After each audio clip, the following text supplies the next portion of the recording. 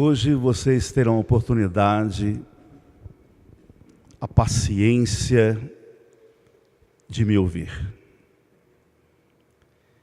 E sempre quando eu tenho a vontade de falar aos corações amigos, eu fico refletindo no tema. O que falar? De que maneira?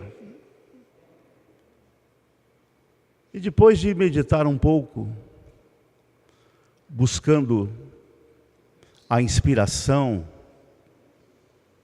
e vou ser sincero, às vezes algum palpite de pessoas, eu refleti um tanto e cheguei à conclusão que nós devíamos comentar qual a maior dificuldade que encontrou Jesus para a divulgação do seu Evangelho. Naturalmente, nós temos notícia que Jesus é o governador deste planeta Terra. Segundo os Espíritos, é o nosso modelo e guia da humanidade. Então, diante dessa plenitude do Cristo, qual foi a sua maior dificuldade para expor as suas ideias? E podemos atualizar essa pergunta. Qual a maior dificuldade de Jesus para a implementação do seu Evangelho nos dias atuais? E vamos refletir um pouco mais para fazer uma indagação. Qual a maior dificuldade que nós temos individualmente para não aceitar Jesus? Você vai se adiantar, me contestar. Mas o que é isso? Perguntar para mim, eu estou fazendo uma pergunta para mim também. Qual a maior resistência que nós apresentamos para o Cristo, que não nos impede de viver o Evangelho? Vamos voltar um pouco ao tempo, e eu vou me socorrer de uma leitura do Novo Testamento, em Mateus. Por quê? Porque no meu entender, uma das grandes dificuldades de Jesus para a divulgação da Boa Nova era a ignorância do povo. E quando eu falo em ignorância, eu vou incluir dentro desse contexto aqueles que eram, à época de Jesus, considerados religiosos. E por que eu falo isso? Porque Jesus, o médium de Deus, a luz do mundo, conhecia tudo. E ele teve que adequar o seu conhecimento na conformidade da época que vivia. Por isso que utilizou-se de parábolas. Mas a maior resistência que ele teve, insisto em dizer, era a ignorância. Dos fariseus, que acreditavam na ressurreição da alma, que eram tidos homens mais intelectuais, conhecedores da Torá, conhecedores dos ensinos de Moisés, e dos saduceus, que não acreditavam na ressurreição. Achavam que a alma perecia com a morte. Podemos até considerar que os saduceus eram, de certa forma, materialistas. Eu vou ler aqui, peço a paciência de vocês, para ver duas passagens. O enfrentamento de Jesus com os saduceus, as críticas, e o enfrentamento de Jesus com os fariseus. Nós temos que esforçar a nossa mente para fazer uma viagem na história, para imaginarmos aquele grupo de homens, saduceus, fariseus, os discípulos de Jesus, homens humildes, e ele ali, pregando a boa nova, sendo contestado por aqueles homens.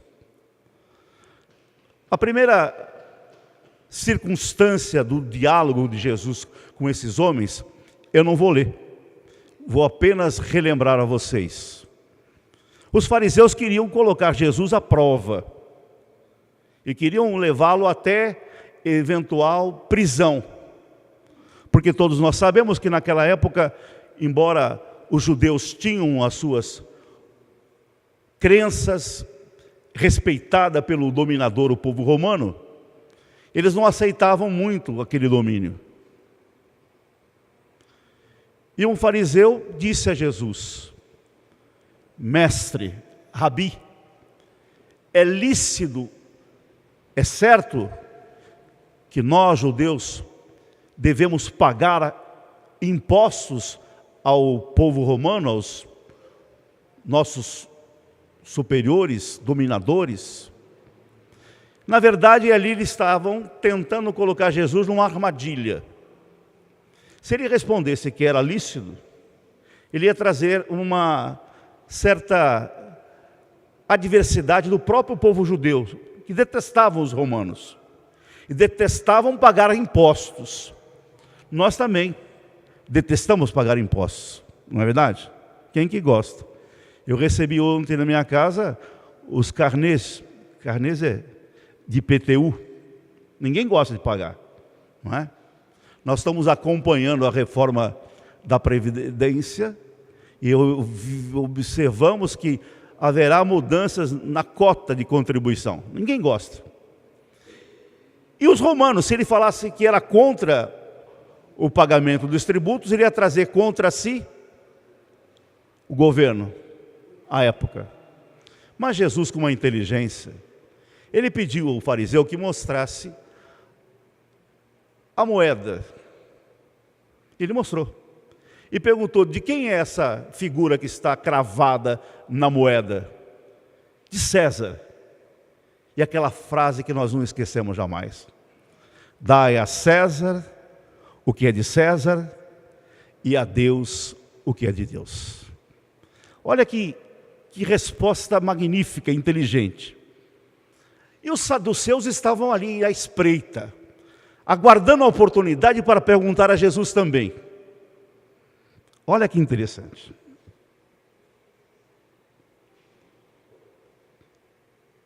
Mostra a ignorância, hein?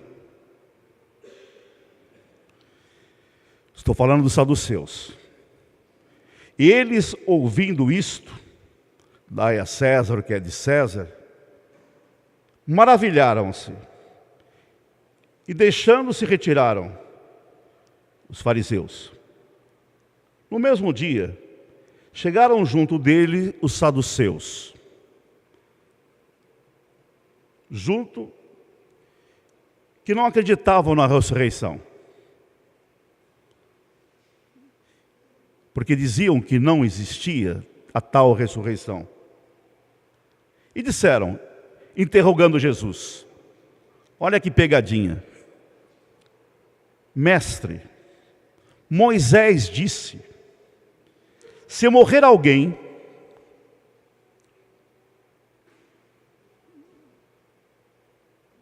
não tendo filhos, casará o seu irmão com a mulher dele, e suscitará descendência a seu irmão. Então era a lei de Moisés, se morresse um homem e não deixasse filhos, a mulher casava com o cunhado, não é? Para que ele pudesse ter filhos. Muito bem. Ora, houve entre nós 6 irmãos. E o primeiro, tendo casado, morreu. E não tendo descendência, deixou sua mulher a seu irmão. Da mesma sorte o segundo, o terceiro, até o 7º. Então morreu todo mundo. Ninguém teve filhos com aquela mulher. Por fim, depois de todos, morreram também a mulher. Eles não acreditavam em ressurreição, acreditavam que Jesus, para que vocês tenham ideia, a ressurreição é a volta do ser com o próprio corpo. Muito bem. Portanto, na ressurreição, de qual dos 7 será a mulher, visto que todos a possuíram? Olha que pergunta mais capciosa, não é? Lá no mundo espiritual, com quem que ela ficaria? Não é? Porque todos tiveram relações com ela. Jesus, porém, respondendo, disse-lhes: errais, não conhecendo as Escrituras, nem o poder de Deus. Porque na ressurreição, nem casam, nem são dados em casamento, mas terão como os anjos de Deus no céu. Mas serão como anjos de Deus no céu. O que ele estava dizendo aqui, numa linguagem bastante aproximada à época, o plano espiritual. Nós não teríamos condições de coabitar marido e mulher. Seriam como anjos. E acerca da ressurreição dos mortos, não tendes lido que Deus não vos declarou dizendo: eu sou Deus de Abraão, o Deus de Isaque e o Deus de Jacó. Ora, Deus não é Deus dos mortos, mas dos vivos. Então ele traz uma mensagem contra a ignorância dos saduceus, mostrando que o mundo espiritual é totalmente diferente do mundo carnal. Muito bem. Vou chegar lá no tema dessa noite, agora. E os fariseus, ouvindo que ele fizera emudecer os saduceus, reuniram-se no mesmo lugar. E um deles, doutor da lei, interrogou para experimentar. Também queria pegar Jesus. Dizendo: mestre, qual é o grande mandamento da lei? Jesus vai responder para nós hoje. Essa resposta é atualíssima. Se você é espírita convicto, acredita na imortalidade da alma, acredita em Deus, e não cumprir o que Jesus vai falar agora, nós estamos no caminho errado.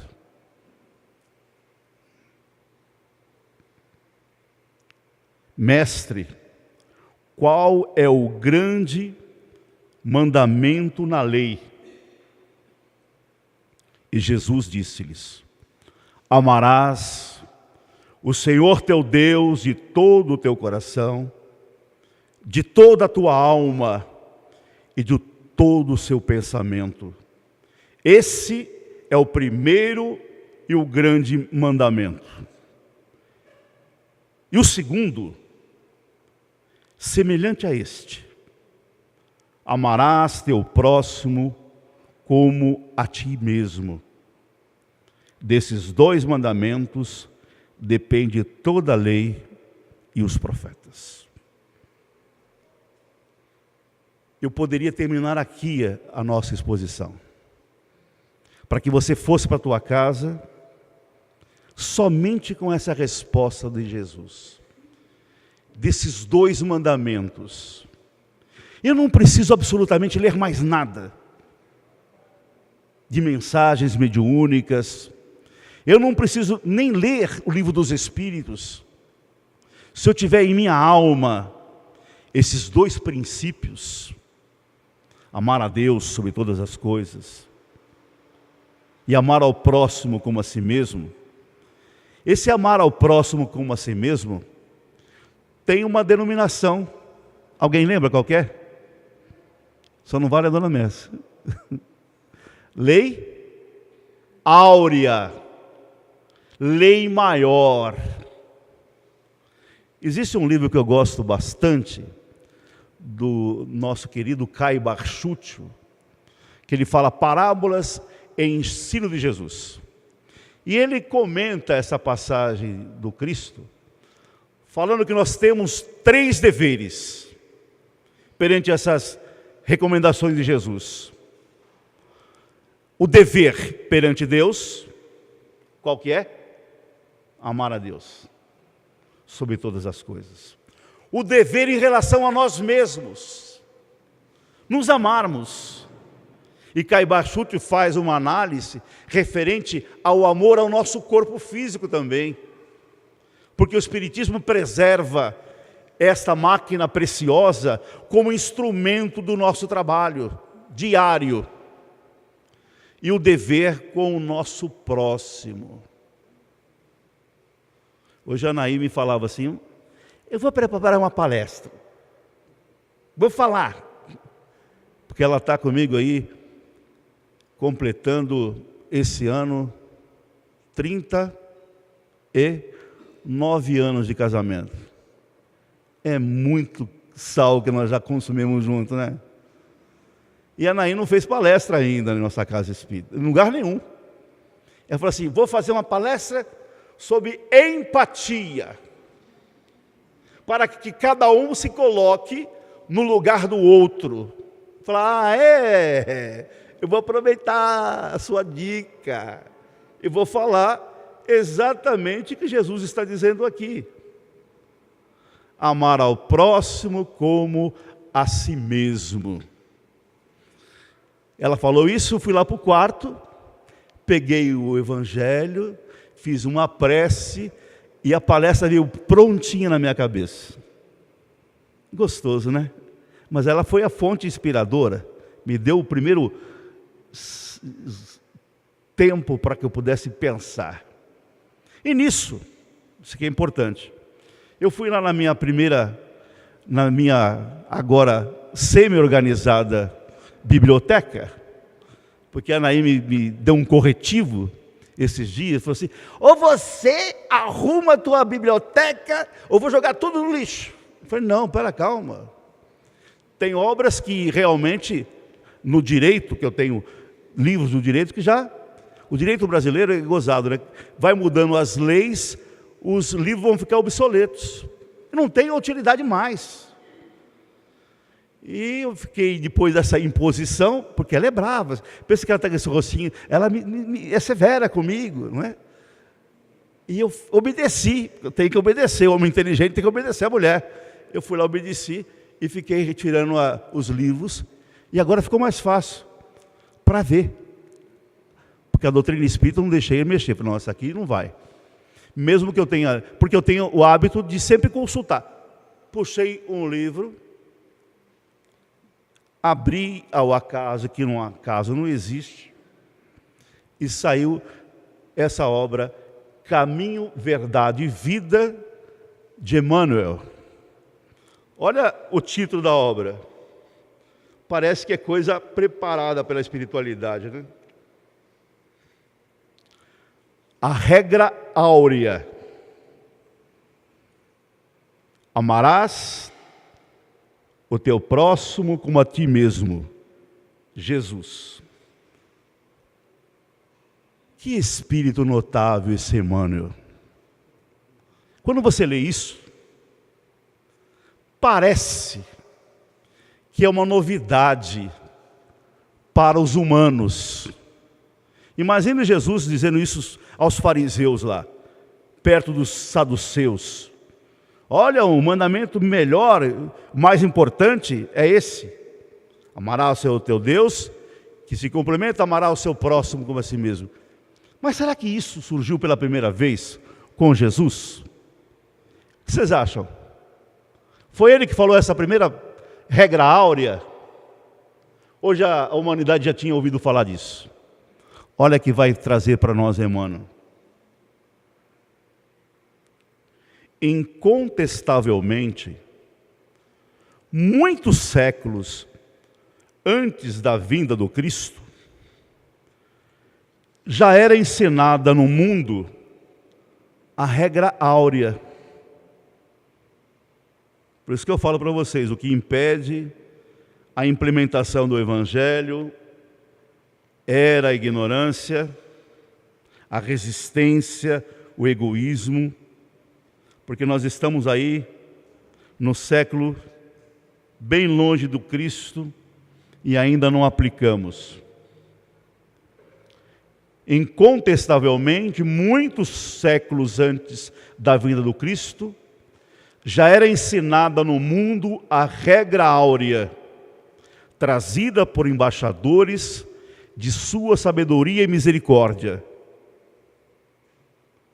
Isso é uma notícia para nós. Para quem não sabe, eu já disse isso aqui, está lá nos livros de Emmanuel, A Caminho da Luz. Jesus é o coordenador, governador desse planeta. Mas quando ele estava na direção espiritual do planeta, ele envia missionários, embaixadores, e eles trouxeram também, em diferentes povos, esta mesma regra áurea. Importa esclarecer, todavia, que semelhante princípio era transmitido com maior ou menor exemplificação de seus expositores. Então, muitos embaixadores de Jesus trouxeram esta regra, mas não agiram de forma condizente a essas regras. E ele começa a falar, Emmanuel, olha que bacana isso, minha gente, como é antigo a regra áurea de Jesus. Diziam os gregos, não façais ao próximo o que não desejais receber dele. É diferente? Amar ao próximo como a ti mesmo? Os gregos, não façais ao próximo o que não desejais receber dele.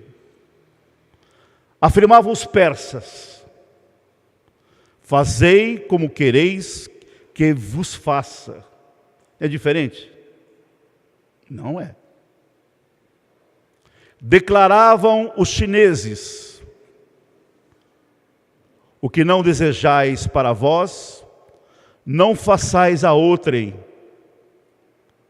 Recomendavam os egípcios, deixai passar aquele que fez aos outros o que desejava para si. Doutrinavam os hebreus, os judeus, o que não quiserdes para vós, não desejeis para o próximo. Insistiam os romanos, a lei gravada nos corações humanos é amar os membros da sociedade como a si mesmo. Que coisa, hein? Na antiguidade, todos os povos receberam a lei de ouro, da magnanimidade do Cristo. Profetas, administradores, juízes e filósofos. Porém, procederam como instrumentos mais ou menos identificados com a inspiração dos planos mais altos da vida. Suas figuras apagaram-se no recinto dos templos iniciáticos ou confundiram-se na tela do tempo em vista de seus testemunhos fragmentários. Com o Mestre, todavia, com Jesus, A regra áurea é a novidade divina, porque Jesus a ensinou e exemplificou. Não com virtudes parciais, mas em plenitude de trabalho, abnegação e amor. A claridade das praças públicas, revelando-se aos olhos da humanidade inteira. Então, vamos retomar as nossas meditações, reflexões. A época de Jesus, o que impediu a propagação do Evangelho foi a ignorância. Dá um exemplo aqui dos saduceus, dos fariseus. E hoje, a humanidade? O que impede dos povos se amarem? Você vê o cenário da Europa hoje, os imigrantes, os deserdados. Você vê a Síria, as guerras, as potências, a Rússia, os Estados Unidos, o egoísmo, o domínio. Isso parece estar longe de nós. Vamos para o Brasil, as dificuldades da nossa pátria. E principalmente vamos chegar às nossas vidas. O que nos falta, espíritas, para não colocar em prática o Evangelho? Nós temos contato com os amigos espirituais, receberemos o passe daqui a pouco, a água fluidificada, a mensagem consoladora, os livros que são didáticos, nos trazendo Jesus. E que nos impede de praticar a lei de Deus, essa lei áurea? Eu digo para mim mesmo, a resistência nasce da nossa má vontade. Porque eu não posso falar mais em ignorância. Eu não posso mais dizer isso. Na semana passada recebíamos uma mensagem do amigo querido Mauro Espínola de Castro, falando a respeito da nossa consciência, que lá na espiritualidade fica tudo gravado. E mesmo sabendo disso, nós continuamos a agir de forma equivocada.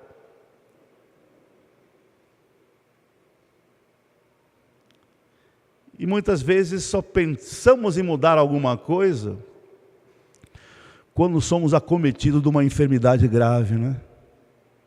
E às vezes não dá tempo para mudar. E nós sabemos que aquela extrema-unção que as igrejas tradicionais fazem, buscando desculpar o pecador, isso não causa para nós nenhum benefício. Por isso, espíritas, nós temos que agir na conformidade do Evangelho. Conforme dizia Anaí há pouco para mim, palestra futura dela, nos colocar no lugar do outro. É difícil, não tenha dúvida. Quando eu coloco no lugar do outro, eu não posso entender o outro como eu sou, mas com as limitações, dificuldades que ele traz consigo, de outras vidas, as suas inquietações da alma, os seus complexos. Isso é difícil de resolver. A sua ignorância, a sua rebeldia. Por isso que nós não podemos ter nenhum preconceito de ninguém. E aceitar a criatura que foi colocada ao nosso lado do jeito que ela é. Com as suas dificuldades. E buscar, talvez, colocar em nós um tanto mais de amor. Como é bonito falar em teoria, né? Teoria é fácil, é muito fácil. Mas colocar em prática isso tudo exige de nós uma postura de retidão, de honradez, de dignidade, de esforço, de perseverança. Que Jesus nos abençoe a todos.